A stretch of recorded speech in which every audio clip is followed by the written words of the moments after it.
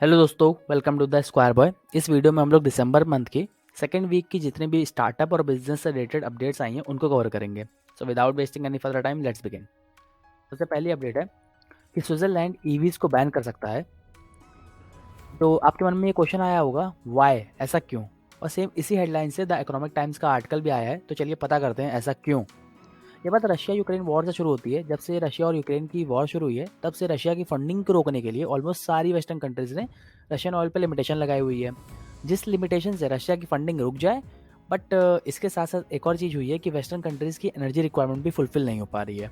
और same case क्योंकि वो वेस्टर्न कंट्रीज़ में स्विट्जरलैंड आता है तो उसके साथ भी हुआ। तो उसको भी रशियन ऑयल और गैस की सप्लाई पे लिमिटेशन लगानी पड़ी, जिसकी वजह से उनकी भी रिक्वायरमेंट एनर्जी नीड फुलफिल नहीं हो रही है। और उनको स्विट्जरलैंड में जितने भी कॉन्सर्ट थिएटर्स होते थे उन पे बैन लगाना पड़ गया है, और ये बैन हो चुके हैं। इवन जितने भी स्पोर्ट्स के इवेंट होते थे उन सब पर भी बैन लगाने की बात आई थी, और बैन लग चुका है। जी हाँ, आप सही सुन रहे हैं, स्विट्जरलैंड में इस समय कोई भी स्पोर्ट्स इवेंट को ऑर्गेनाइज नहीं कर सकते हैं आप। और ऐसा कहा जा रहा है कि अगर सिचुएशन और बिगड़ती है तो ईवीज पर भी लिमिटेशन लगा दी जाएगी। केवल एसेंशियल ट्रिप्स जो होंगी वहां पर आप ईवीज को यूज कर सकते हैं, अदरवाइज आप कहीं पर भी ईवीज का यूज नहीं कर सकते हैं। अब बात करते हैं नेक्स्ट न्यूज की।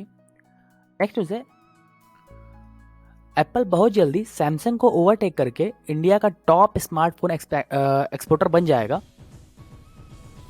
क्योंकि लास्ट ईयर के सेकंड क्वार्टर में, या ऐसा कह सकते हैं अप्रैल से अक्टूबर 2021 में, एप्पल का जो शेयर्स था स्मार्टफोन एक्सपोर्ट करने में 2.2 बिलियन डॉलर का था, और सैमसंग का 2.8 बिलियन डॉलर का था, जो कि डिफरेंस बहुत ज़्यादा तो नहीं था।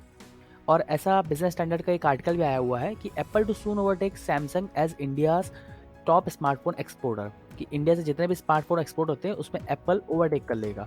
और इसी बात को कवर करते हुए ये बात को ऐसी संभावना ऐसी बताई जा रही है क्योंकि नई प्रोडक्शन लाइन एप्पल की सेटअप हुई है विस्टॉन कंपनी के साथ। आप जहाँ तक सुना भी होगा, मैंने न्यूज़ में कवर किया हुआ था। तो ऐसा आर्टिकल में बताया गया था कि एप्पल के स्मार्टफोन का जितना एक्सपोर्ट है वो इस फिक्सल ईयर में, दैट मीन्स मार्च तक में, 2023 के जो मार्च आएगा उस तक में, अदरवाइज फाइनेंशियल ईयर 2024 जो होगा मार्च के बाद अप्रैल से शुरू होगा, 2023 के अप्रैल के बाद जो शुरू होगा उस ईयर में ये चीज़ को ओवरटेक कर लेगा। ये तो श्योर है, एप्पल ओवरटेक कर लेगा, इस बात की पूरी संभावना जताई जा रही है। नेक्स्ट बात करते हैं, यूक्रेन वॉर के चलते चलते सारी G7 कंट्रीज़ में रशियन ऑयल पे कैप लगा दिया है, ऑयल कैप। ये बात को थोड़ा सही से समझते हैं तो इसको शुरुआत करते हैं। ये बात शुरू होती है रशिया और यूक्रेन के वॉर से ही। क्या होता है, 24 फरवरी से चलते हुए आज तक ये रशिया यूक्रेन वॉर चल के लगभग 9 महीने हो चुके हैं। आप 10 महीने काउंट कर सकते हैं, 10 महीने हो चुके हैं। और इस रशिया की फंडिंग को रोकने के लिए G7 कंट्रीज़ ने रशिया पे ऑयल कैप लगाया हुआ था। ये ऑयल कैप कितने रुपए का लगाया? तो ये ऑयल कैप $60 यूएस डॉलर के पर बैरल पे लगा दिया गया है। अब आप सोचेंगे $60 लगा दिया गया तो एक्चुअल में मार्केट रेट क्या चल रहा था? तो जब आप मार्केट रेट पता चलेंगे तो मार्केट रेट इस समय जो चल रहा है वो 83.16 यूएस डॉलर चल रहा है ओपेक कंट्रीज के लिए, ओपेक प्लस कंट्रीज के लिए। अब ये बात बड़ी चौंकाने वाली हुई कि इतने कम $60 केवल लगा दिए गए, 83 चल रहा है। तो सेम बात ये पुतिन ने भी बोला है, व्लादिमीर पुतिन जी ने भी बोला हुआ है कि ऑयल प्रोडक्शन पे ये जो कैप लगाया हुआ है ये स्टूपिड है। पूरा G7 कंट्रीज के स्टूपिड चॉइस है, स्टूपिड प्राइस गैप है, इसका कोई सेंस नहीं बनता है। अगर ऐसा ही कुछ करना हुआ तो मैं अपनी जो प्रोडक्शन है उसको ही कट कर दूंगा, और प्रोडक्शन कब कर लूँगा, अपने आप प्राइस बढ़ेंगे, आप लोगों को मजबूरन लेना पड़ जाएगा। तो इस बात पे ऐसा चल रहा है। इस वजह से रशिया के ऊपर जो भी ऑयल कैप लगा हुआ है, प्राइस कैप लगा हुआ है, वो पूरा स्टूपिड बताया है रशिया ने। और ये कैप G7 कंट्रीज ने लगाया हुआ है, जिसपे ये भी बात बताई जा रही है कि पिछले 45 दिनों के अंदर जो भी आपने ऑर्डर्स दिए हुए हैं, अगर उनकी बात करें उन पे ये कैप नहीं लग रहा है। इवन सही बताएं तो G7 कंट्रीज खुद भी डाउटफुल हैं इसको लेकर के। ऐसे न्यूज़ और आर्टिकल्स भी आए हुए हैं, बट हमें आपको बिजनेस से रिलेटेड न्यूज़ देनी, तो उसमें केवल आपको इतना जानकारी जरूरी थी कि $60 के लिए लगा हुआ था ये कैप, जबकि 83.16 चल रहा है। और रशिया का इसका कहना है ये बेवकूफ़ी है। मैं आप लोगों को जिसने भी इस प्राइस गैप को माना उसको तो कतई नहीं बेचने वाला हूँ मैं। इनको लेना है वो नॉर्मल प्राइसेस में ले, मुझे डिस्काउंट जो ले सकते हैं, जैसे इंडिया ले रहा है तो वैसे ले सकते हैं तो ले। वैसे आपको जान करके बड़ी हैरानी होगी कि इंडिया ही इस समय डिस्काउंट ले पा रहा है और कोई पॉसिबल नहीं कर पा रहा है इस बात को। अब बात करते हैं नेक्स्ट न्यूज़ की। नेक्स्ट न्यूज़ है, अमेजॉन लेटेस्ट में 20,000 एम्प्लॉयज़ को अपने निकालने की बात कर रहा है। ये बिजनेस स्टैंडर्ड का एक आर्टिकल में भी आया हुआ था कि अमेजॉन में lay off up to 20,000 employees to streamline cost, ये रिपोर्ट से बता रही थी। ये बात को भी समझने के लिए थोड़ा आपको कोरोना टाइम पीरियड में जाना पड़ेगा। जब कोरोना का टाइम, कोविड का टाइम चला था, तब अमेजॉन ने 75% लोगों की हायरिंग करी थी, और लोगों को हायर कर रहा था, ज़्यादा से ज़्यादा हायरिंग करी थी। जिसकी वजह से हुआ क्या, अब जब कोरोना पैंडेमिक जा चुका है, इन लोगों ने हायरिंग ज़्यादा कर ली है, तो लोगों की ज़्यादा हो चुके हैं, लोग ज़्यादा हो चुके हैं और आने वाले टाइम में रिसेशन आने वाला है, तो अब इन लोगों को निकालना है। तो ये लोग कर क्या रहे हैं, ग्रेड 1 से लेकर 7 तक जितनी भी परफॉर्मेंस इंडिकेटर्स देख करके ये लोगों को निकाल रहे हैं और 1.3% अमेज़न के टोटल वर्कफ़ोर्स को ये निकालने के प्लान बना रहे हैं। 1.3% पड़ता है, आप समझ रहे हैं, 20,000 एम्प्लॉइज़ और ये अभी तक का अमेज़न की हिस्ट्री का सबसे बड़ा जॉब कट होगा, ले ऑफ होगा अमेज़न की हिस्ट्री का। बात करते हैं नेक्स्ट न्यूज़ की। नेक्स्ट न्यूज़ है, गवर्नमेंट ने 3,500 करोड़ के product linked incentive scheme toy sector के लिए लॉन्च करी हुई है। ये स्कीम चाइना की मोनोपोली तोड़ने के लिए एक्चुअली में इंडिया ने क्वालिटी कंट्रोल ऑर्डर्स लाए हुए थी टॉय प्रोडक्ट्स के लिए, जिससे क्या होगा कि अब कोई भी टॉय आएगा उसको पहले चेक करा जाएगा इंडिया की गवर्नमेंट के द्वारा, देन उसको फिर मार्केट में उतारा जाएगा। और ये जब से लाया गया है आपको पता चलेगा, हैरानी होगी और अच्छी भी लगेगी ये न्यूज़ कि चाइना की टॉय इंडस्ट्री का जो इम्पोर्ट था इंडिया में वो काफ़ी ज़्यादा गिर गया है। ये 70% पहले चाइना की जो टॉय सेक्टर, अपनी इंडिया की जो टॉय सेक्टर पूरी कंपनी है, मतलब टॉय सेक्टर है पूरा इंडिया का, वो 70% केवल चाइना अकेले होल्ड कर रहा होता था। और ये जब से ये कैप लगा हुआ है, सॉरी, ये क्वालिटी कंट्रोल ऑर्डर्स लाए हुए हैं गवर्नमेंट ने, तब से लेकर अभी तक में $451 मिलियन से $206 मिलियन पे आ चुका है। आप समझ रहे हैं, लगभग आधे पे आ चुका है। और आप देख करके ग्राफ से आपको समझ में आएगा अच्छा खासा कि ये चलता था इनका ग्राफ की वैल्यू, कि ये इंडिया में इंपोर्ट होते थे टॉय सेक्टर के, जितने भी मैन्युफैक्चरिंग होती थी टॉय सेक्टर के, जितने भी आइटम्स होते थे चाइना से इंपोर्ट इतना रहता था। 2019 के टाइम में आप देख रहे हो तो 450 के ऊपर भी गया है 2018 के टाइम में। 2019 में 400 450 के बीच में था और अब जा करके का 200-250 के आसपास आ रहा है। और अभी जैसे कि बताया 206 मिलियन था इस समय 2021 के आसपास में। तो अब इस टॉय सेक्टर में हो क्या रहा है कि अब इंडिया बूस्ट कर रहा है, इंडिया कोशिश कर रहा है कि मेड इन इंडिया प्रोडक्ट या मेड इन इंडिया टॉय आए।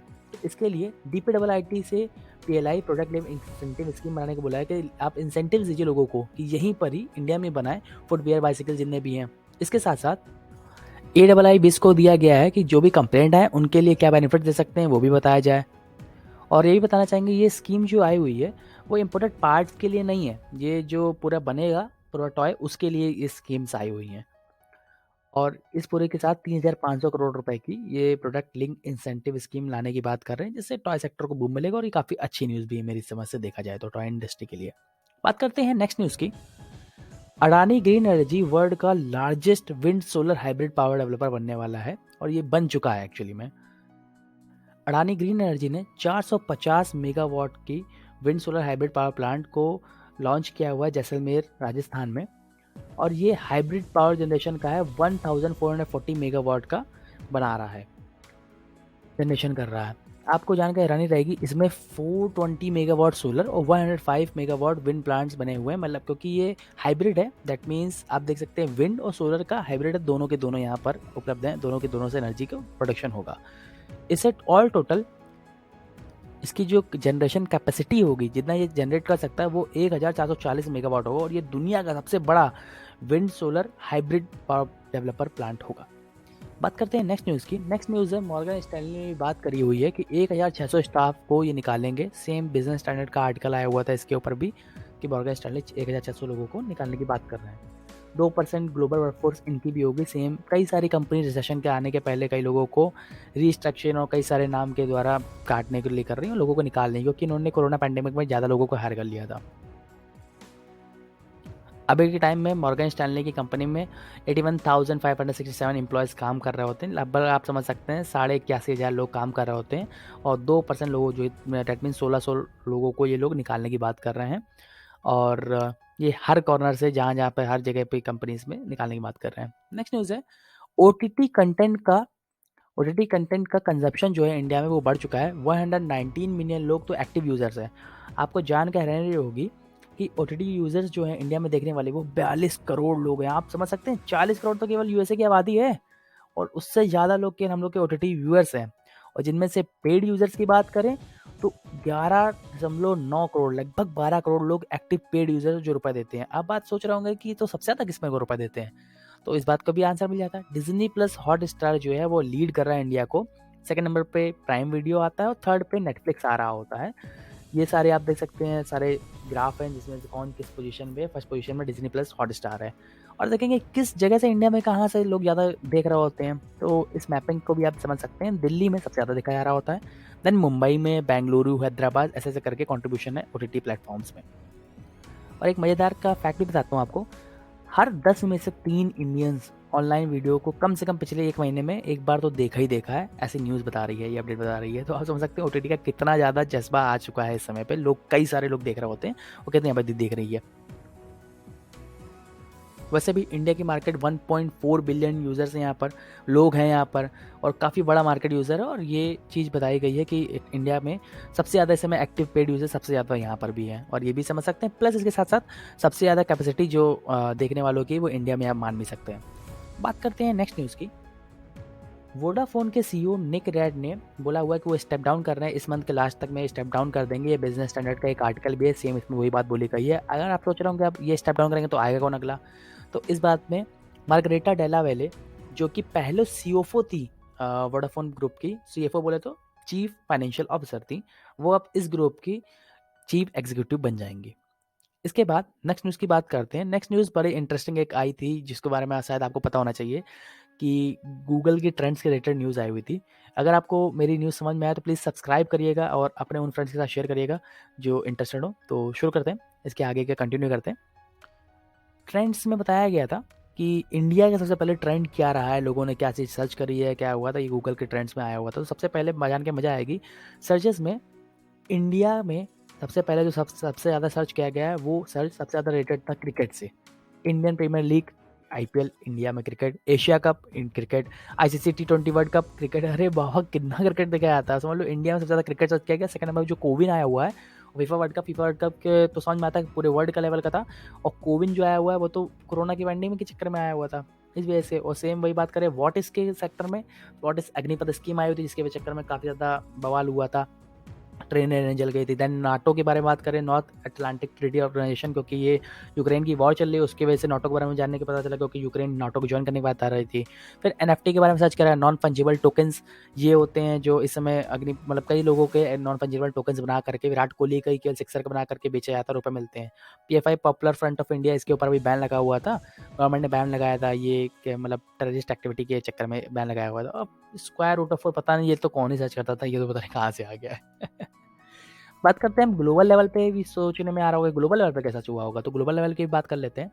ग्लोबल लेवल पे ये ट्रेंड पे, सॉरी पहले इंडिया लेवल की बात कर रहे हैं। इंडिया लेवल पे ट्रेंड पे मूवीज़ के और नियर मी के सेक्टर में भी ब्रह्मास्त्र मूवी को सबसे ज़्यादा सर्च किया गया, then KGF chapter 2, then Kashmir Files, तो काफ़ी ज़्यादा बातचीत चलती रह रही है, अभी भी फिर से मुद्दा उठ गया तो उसमें आई थी। फिर ट्रिपल आर कांतारा, कांतारा जरूर देखनी चाहिए एक बार, ये भी सजेस्ट करूँगा आपको। बाकी नियर में लोग सबसे ज़्यादा भैया देखे, कोविड वैक्सीन लगवाने के बाद लोग सबसे ज़्यादा स्विमिंग पूल देखें या वाटर पार्क देख लीजिए, सेकंड और थर्ड दोनों के दोनों वाटर पार्क और स्विमिंग पूल की बात में आई है। और देन मूवीज़ नियर मी और रेस्टोरेंट जो टेकआउट के लिए वो है। तो अब बात करते हैं वर्ल्ड लेवल पे क्या चल रहा है। तो वर्ल्ड लेवल के लिए भी ग्लोबल लेवल पे ट्रेंडिंग में क्या चल रहा है, तो सबसे पहला सर्च में सबसे ज़्यादा आया हुआ है तो वो वर्डल गेम के बारे में आया हुआ है। ये गेम है जिसमें गेम खेल सकते हैं आप, डेली वर्ड वेब का गेम है। इसमें आपको वर्ड्स बनाने हैं, सारे कीबोर्ड के सारे लेटर्स को यूज़ करके एक एक बार, और ये बनाने का ट्राई करने को कहता है। देन इंडिया वर्सेस इंग्लैंड आया हुआ है, सेम समझ लीजिए आप, ये समझ लीजिए इंडिया वर्सेस इंग्लैंड का तो हर जगह नाम आ रहा था, इंडिया के सर्च में तो आ ही रहा था, प्लस ग्लोबल सर्च में भी आया हुआ है। और जान के आपको हैरानी भी होगी, ये इंडिया का जो सर्च था वो डोमिनेट कर रहा था गूगल के सर्च को, इंडिया के सर्च केवल। और यूक्रेन का तो बात आ ही रही थी, क्वीन एलिजाबेथ क्योंकि नहीं रही थी, इस वजह से भी इनका सर्च हो रहा था। अब सोच रहा हूँ कि पीपल के बारे में बात करते हैं। पीपल में सबसे पहले तो जॉनी डेप। जॉनी डेप क्यों? क्योंकि जॉनी डेप और एम्बर हर्ड का जो केस चला था, उसके चलते हुए जॉनी डेप का नाम हुआ था। फिर बात करते हैं विल स्मिथ की। तो विल स्मिथ थप्पड़ मारते हुए इनको, क्रिस रॉक को, अरे रे ये तो गलत फोटो लगा दी, ये वाली फोटो नहीं, ये वाली दिखानी थी। विल स्मिथ और ये क्रिस रॉक, इन दोनों का नाम आ रहा था। बाकी व्लादिमीर पुतिन का नाम जो आया 4th नंबर पे, वो तो क्योंकि यूक्रेन और रशिया की वॉर चल रही है उसके लिए नाम आया हुआ है। अब बात करते हैं नेक्स्ट न्यूज़ की। नेक्स्ट न्यूज़ है गूगल सीईओ जो सुंदर पिचाई है, उनको पद्म भूषण अवार्ड से कैलिफोर्निया में सम्मानित किया गया हुआ है। ये सम्मानित करते हुए जो व्यक्ति हैं वो और कोई नहीं, तरनजीत सिंह संधू है, जो कि इस समय हमारे एम्बेसडर टू यूनाइटेड स्टेट्स हैं। बात करते हैं नेक्स्ट न्यूज़ की। तो नेक्स्ट न्यूज़ है गोल्ड के रेट और 5 मंथ्स के अपने हाई को टच कर चुके हैं और सिल्वर जो है वो भी टॉप कर रहा है 67,600 के रुपए के साथ। अब देख सकते हैं ये ग्राफ है जिसमें प्राइस बताया जा रहा है 55,680 रुपीज़ चल रहा था और पिछले 5 महीने को बताएगा तो पिछले 5 महीने को कंपेयर करेंगे तो 3% बढ़ चुका है पिछले 5 महीने में, बात यही थी। और सिल्वर के प्राइस की बात करें, सिल्वर का प्राइस भी इस समय बढ़ा हुआ है 67,600 चल रहा है। पिछले लास्ट डे में 500 रुपये इसकी वैल्यू बढ़ गई थी। और नेक्स्ट बात करते हैं, नेक्स्ट न्यूज़ है इंडिया का फॉरेक्स रिजर्व भी 3 महीने से बढ़ रहा है और पिछले 4 वीक से तो बढ़ता जा रहा है, 3 मंथ्स का हाई अपना टच कर चुका है। और कितना बढ़ चुका है देखेंगे तो ये लास्ट बार से इस बार में $561.16 बिलियन हो चुका है हुआ। ये ग्राफ देख सकते हैं जिसमें आपको आइडिया लगेगा कितना बढ़ चुका है। पिछले 4 वीक से तो लगभग बढ़ता ही चला जा रहा है, ये काफ़ी अच्छी न्यूज़ भी है। और इसी के साथ-साथ एक और न्यूज़ भी आई थी कि आरबीआई ने अपना रेपो रेट भी इंक्रीज़ कर दिया है। ये मिंट का एक आर्टिकल है, इसमें बताया गया आरबीआई ने अपना रेपो रेट भी इंक्रीज़ कर दिया है। और ये रेपो रेट पहले 5.90 चलता था, अब 6.25 कर दिया गया है। बात करते हैं हमेशा के तरीके यूएस डॉलर और इंडियन रुपीज़ की, तो 82.42 इंडियन रुपीज़ हो चुकी है इस समय एक यूएस डॉलर की वैल्यू। और फोर्ब्स लिस्ट की जो बात करते हैं लास्ट में, उसमें फर्स्ट पोजीशन पे इलॉन मस्क बने हुए हैं। हालांकि बर्नार्ड अर्नस्ट फैमिली जो कि लुई विटॉन के इस समय ओनर हैं, ओन करते हैं लुई विटॉन के मेजोरिटी शेयर्स, उन्होंने बीट कर दिए थे एक दिन इलॉन मस्क को।